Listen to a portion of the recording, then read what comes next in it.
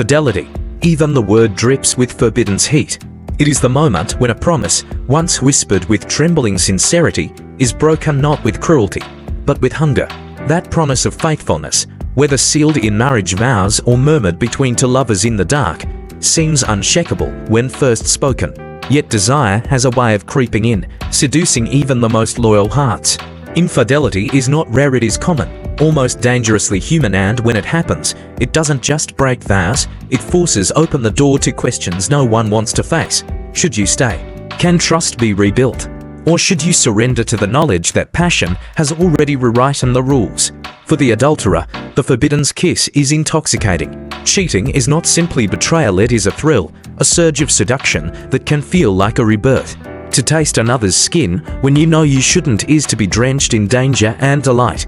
Infidelity is the spark of renewal, a jolt of electricity that awakens parts of the self long thought dead. It doesn't always mean the end of love. In fact, many wander not out of hatred or emptiness, but out of longing for variety, for escape, for the kind of touch that feels new again.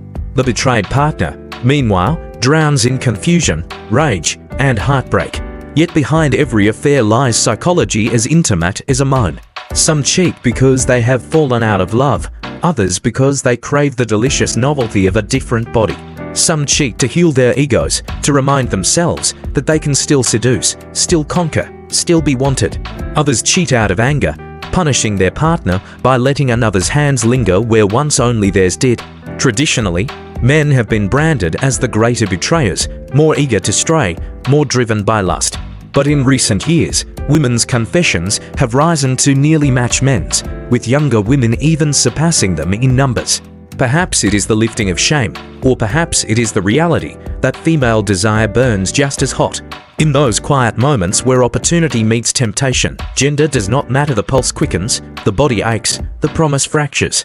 And yet, as intoxicating as infidelity is, most people remain faithful. Some stay true because they are deeply satisfied. Others remain loyal out of fear, the guilt that would haunt them afterward, the terror that their partner might retaliate, might slip into the arms of another in revenge. Fidelity is as much about discipline as it is about devotion. To resist temptation is to deny the seduction of what could be, in order to protect what already is. Still, desire has a mischievous way of leaking into the mind. Many who constantly accuse their partners of cheating are not simply paranoid, they are projecting. Their own wandering thoughts, their own restless fantasies, are painted onto the other. The guilty conscience whispers, if I've thought of straying, maybe they have too. Thus, suspicion itself often exposes the very desire it seeks to condemn. Not all lovers treat infidelity as ruin. Some couples twist it into erotic ritual. Open marriages thrive on boundaries and trust, where lovers indulge others but return home, their passion renewed. Others embrace darker, kinkier flavors, cuckolding, where a man urges his wife into another's arms while he watches, tortured and aroused. Here, betrayal is not destruction but design. It becomes theater, the thrill of voyeurism, the masochistic ache of jealousy, the empowerment of a woman claimed by two men, the fantasy of what is forbidden's played out before hungry eyes. But what is infidelity? For some, a passing flirtation is harmless, a spark with no flame. For others, even a glance that lingers too long feels like a knife to the heart. The line is elastic, bending with each couple's rules. Is fantasizing about a neighbor adultery? Is pornography betrayal? Many would say no, yet others argue that every erection, every fantasy not shared with one's partner is already a violation. Emotional infidelity, too, cuts deep. Whispering your secrets into someone else's ear, giving them your confessions and intimacy, that wound can sting even more than sex. When betrayal is revealed, whether by confession or discovery, the world shifts. Yet it doesn't always end the marriage or the love. Survival depends on the kind of affair. Was it raw and physical, just bodies colliding in lust?